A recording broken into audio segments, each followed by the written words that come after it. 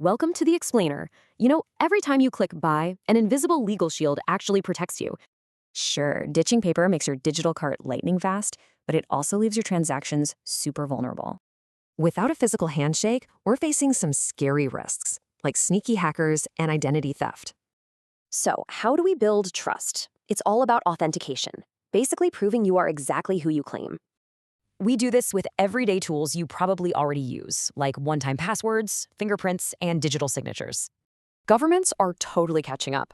Like in India, the IT Active 2000 is the ultimate digital rulebook. This framework gives actual legal weight to your digital signatures, which shields both us buyers and big sellers. Okay, but what about the businesses? Well, the first step is totally safeguarding their digital brand identities.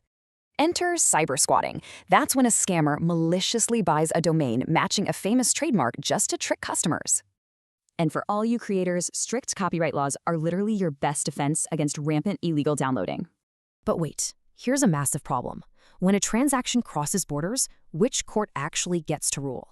Because the internet lacks physical borders, jurisdiction turns into a giant headache during international legal disputes.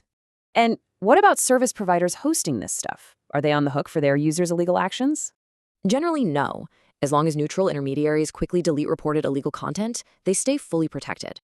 Right, so how do we finalize deals? We use legally binding online agreements like ClickWrap or email contracts.